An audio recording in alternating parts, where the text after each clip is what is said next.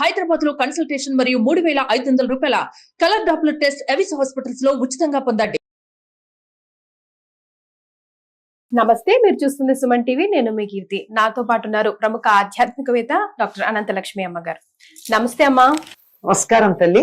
అమ్మ, ఈ రోజు మీ ద్వారా మహాలక్ష్మి యొక్క అవతారం గురించి, ప్రాముఖ్యం గురించి, విశిష్టత గురించి తెలుసుకోబోతున్నాం అని ముందరే నిర్ధారించుకున్నాక చెప్పవలసినటువంటి బాధ్యత ఉంది, అంతే కదమ్మా. లక్ష్మీం క్షీర సముద్ర రాజతనయాం శ్రీరంగధామేశ్వరీం దాసీభూత సమస్త దేవవనితాం లోకైక దీపాంకురాం శ్రీమన్మందకటాక్షలబ్ధ విభవ బ్రహ్మేంద్ర గంగాధరాం త్వాం త్రైలోక్య కుటుంబినీం సరసిజాం వందే ముకుంద ప్రియాం. అమ్మవారి యొక్క అవతారాలలో ప్రముఖంగా చెప్పుకోదగినటువంటి వాటిల్లో మహాలక్ష్మి ఒకటి. ఎందుకు అంటే అమ్మవారిని మనం ప్రార్థన చేసేటప్పుడే ఏమని చెప్తాం? మహాకాళి, మహాలక్ష్మి, మహాసరస్వతి ఇది త్రిశక్త్యాత్మక లలితా పరాదేవత అని చెప్తాం. కాళి మొట్టమొదటి రూపం, తరువాత ఉన్నటువంటిది మహాలక్ష్మి. అంటే సాధారణంగా ఏమని చెప్పుకుంటారంటే మహిషాసురమర్దని స్వరూపంగా వచ్చి మహిషాసురుణ్ణి సంహరించినటువంటి శక్తికి మూలమైనటువంటిది మహాలక్ష్మిగా చెప్పుకుంటారు. అయితే ఆ రూపంగా కన్నా కూడా మహాలక్ష్మి అన్నది ఒక్కొక్క యుగంలో ఒక్కొక్క చోటు నుండి ఆవిడ ఆవిర్భవించటం మనకు కనపడుతూ ఉంటుంది. ఒక యుగంలో బిల్వం నుండి, ఒక యుగంలో అగ్ని నుండి, ఒక యుగంలో సూర్యుడి నుండి, ఈ మొన్న జరిగినటువంటి దాంట్లో పాల సముద్రం నుంచి క్షీర సముద్ర రాజతనయం అని చెప్పుకుంటాం కదా, పాల సముద్రం నుంచి ఇలా ఆవిర్భవించినట్టుగా చెప్పుకుంటాము. అటువంటి లక్ష్మీదేవి రూపంలో అమ్మవారిని ఆరాధించటం విజయవాడలో ఉన్న కనకదుర్గాదేవికి, అంటే త్రిశక్త్యాత్మక కదా ఆవిడ, అందుకని ఒకరోజు లక్ష్మీ రూపంలో ఆవిడ్ని ఆరాధించటం ఉంది. ఇక్కడ మాత్రం ఆవిడ క్షీరాబ్ది పుత్రికగానే చెప్పుకోవడం, క్షీరాబ్ది కన్యకకు అని మనం అన్నమాచార్యుల వారి కీర్తన కూడా మనకు కనపడుతూ ఉంటుంది.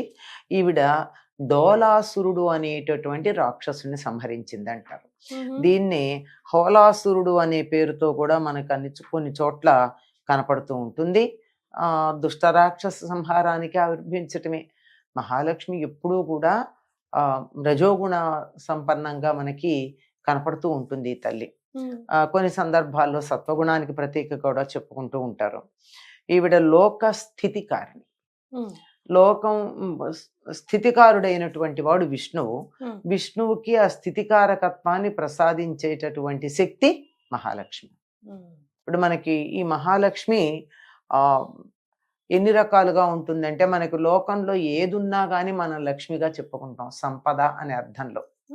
అంటే కావలసినంత లక్ష్మీదేవితో, అది కావలసినంత, ఎంత కావాలంటే అంత, అవసరమైతే ఇతరులకు ఇవ్వగలిగినంత ఉన్నటువంటి దాన్ని అయినా సరే, దేన్నైనా సరే లక్ష్మిగా చెప్పుకుంటాం. ప్రతి దానిని లక్ష్మిగా అనుకునేటటువంటి పద్ధతి ఉంది.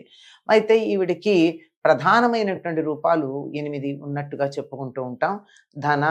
ధనలక్ష్మి, ధాన్యలక్ష్మి, ధైర్యలక్ష్మి, విజయలక్ష్మి, విద్యాలక్ష్మి, సౌభాగ్యలక్ష్మి, సంతానలక్ష్మి, గజలక్ష్మి. ఈవిడ ఈ సౌభాగ్యలక్ష్మిని ప్రారంభంలో చెప్పుకుంటే ఆదిలక్ష్మి అన్న పేరుతో కూడా చెప్తారు. అంటే అన్ని లక్ష్ములకి మూలంగా ఉండేటటువంటి ఆవిడ ఆదిలక్ష్మి. ఇలా ఇవే కాకుండా మనకి ఇంకా తర్వాత చూసినట్టయితే వరలక్ష్మి అన్న పేరుతో ఒక లక్ష్మీదేవిని పూజిస్తాం. మోక్షలక్ష్మి, ఏదైనా మనం కావాలనుకునేటటువంటిది, మనకు సంపదగా భావించుకునేది, మనకు ఉపయోగపడుతుంది అనుకున్నది, మేలు కలిగిస్తుంది అన్నది ప్రతిదీ కూడా లక్ష్మిగా చెప్తాం. మొన్నటికి స్వతంత్రం రావడానికి ముందు స్వతంత్ర లక్ష్మి, స్వరాజ్య లక్ష్మి, ఇలాంటి పేర్లు మనకి చాలా మంది కనపడుతుంటే, ఇప్పుడు 70-75 ఏళ్ల వయసున్న వాళ్ళందరికీ ఉన్నటువంటి పేర్లలో ఎక్కువ అదే ఉంటుంది.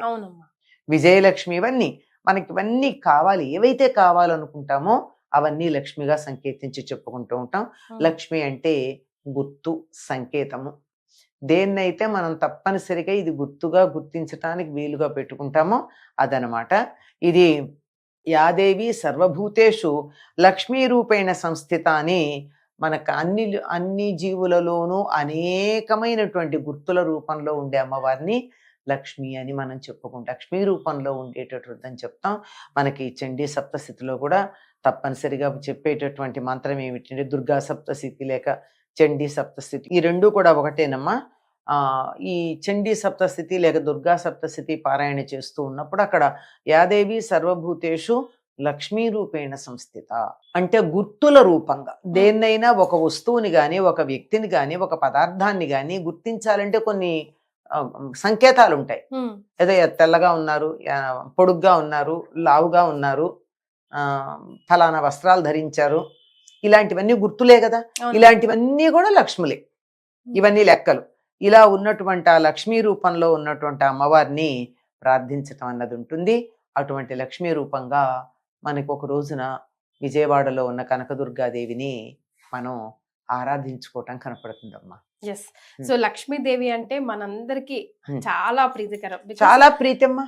లేని ఏదక్కర్లేదమ్మా. ఆయువు ఆరోగ్య లక్ష్మి అని కూడా అంటున్నాం మనం. ఆరోగ్యం కూడా లక్ష్మి కావాలంటున్నదే గనక.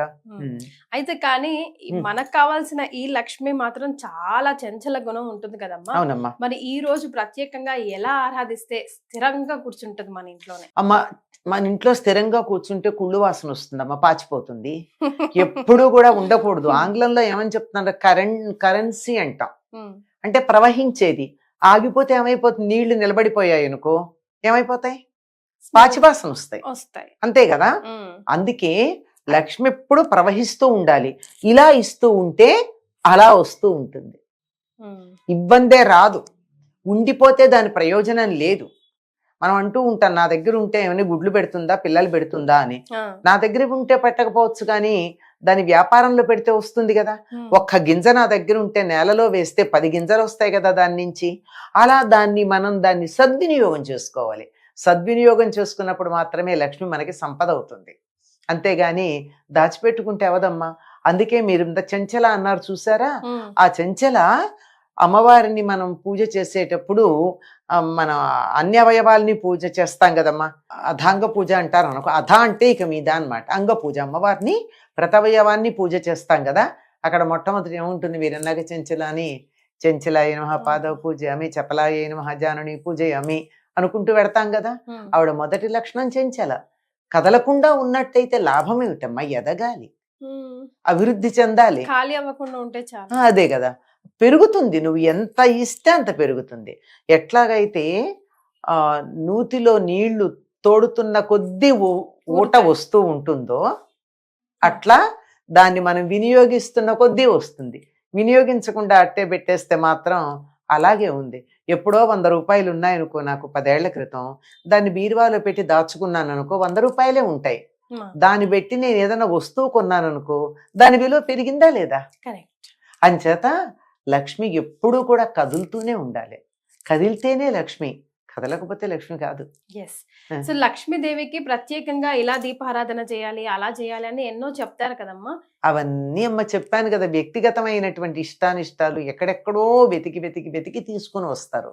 అంటే ఉన్నాయి, లేక వాళ్ళు అసత్యం చెప్తున్నారని కానీ తప్పని కానీ నేను అనలేను, కానీ సామాన్యమైనటువంటివి కాదవన్నీ. మామూలుగానే దీపం పెడతాం, అమ్మవారికి ఇష్టం దీపం. అసలు అమ్మవారు ఉంటానని చెప్పినటువంటిదే దీపంలో ఉంటానంది కదా.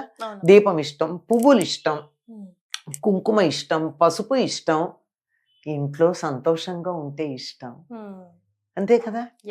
నవ్వుతూ ఉంటే ఇష్టం, ఆనందంగా ఉంటే ఇష్టం. అలా ఆవిడ ఇష్టపడి మన ఇంట్లోకి వచ్చి కథలను సుమా అన్నట్టుగా ఉండాలి అంటే ఈ లక్షణాలు పెంపొందించుకుంటే చాలు కదా. రైట్ అమ్మా, చాలా సంతోషం, ధన్యవాదాలు.